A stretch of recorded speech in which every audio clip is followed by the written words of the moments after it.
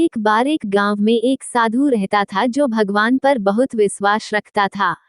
ये बार वह साधु पेड़ के नीचे बैठा था और भगवान को याद कर रहा था तो अचानक वहां बाढ़ आ गई। चारों तरफ पानी ही पानी। सब लोग अपने आप को बचने के लिए ऊपर पहाड़ की तरफ भागने लगे।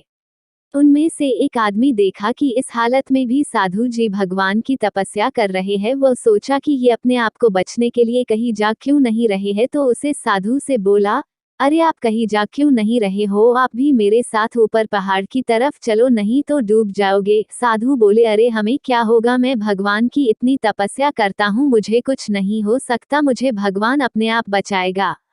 धीरे धीरे पानी साधु के कमर तक आ गया। अब लोग वहां से नाव लेकर निकलने लगे तो उनमें से एक ने साधु से कहा, अरे पानी आपके कमर तक आ गया है, आप हमारे साथ चलो। तो साधु ने कहा कि नहीं नहीं, भगवान मुझे अपने आप बचाएगा, और वह नाव वाला भी वहां से निकल गया।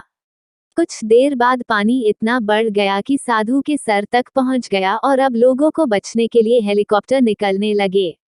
एक हेलीकॉप्टर साधु के पास आया जो कि आखिरी हेलीकॉप्टर था। साधु के पास नीचे रस्सी फेंकी और बोला, इसे पकड़ो और ऊपर आ जाओ, नहीं आप डूब जाओगे, यह आखिरी हेलीकॉप्टर है और आपके पास में दूसरा कोई रास्ता नहीं है बचने के लिए।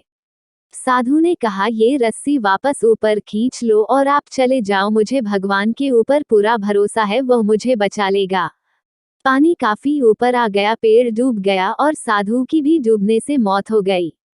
मरने के बाद साधु भगवान के पास गया और बोला, हे भगवान, मैंने पूरी जिंदगी आपकी तपस्या की, मेरा सारा जीवन आपकी आराधना करने में लगा दिया, फिर भी इतने भरोसे के साथ इंतजार किया कि तुम मुझे बचने आओगे, लेकिन वहां मेरी डूबकर मौत हो गई और तुम नहीं आए, ऐसा क्यों? भगवान बोले, मूर्ख इंसान, एक नहीं 3 बार आया था, वो तीनों बार में ही तो था, पहला पैदल, दूसरा नाव के द्वारा और तीसरा हेलीकॉप्टर के द्वारा, लेकिन तुमने मेरा एक भी अवसर पहचान नहीं पाया, पता नहीं किसका इंतजार कर रहा था। इस तरह से जिंदगी में हमें ऊपर वाला बहुत से मौके देता रहता है, लेकिन हम सब उस मौके को ठुकरा कर पता नहीं किस चीज का इंतजार कर रहे होते हैं कि वो होगा तभी मैं करूंगा, और इस बात पर अड़े रहने से एक वक्त के बाद वो मौका हाथ से निकल जाता है और हम कुछ नहीं कर पाते हैं।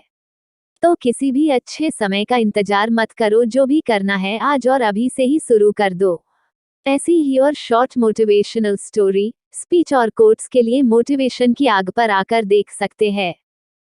हेलो दोस्तों, मोटिवेशनल स्टोरी पाने के लिए हमारे चैनल को सब्सक्राइब कर दो और लाइक भी कर दो।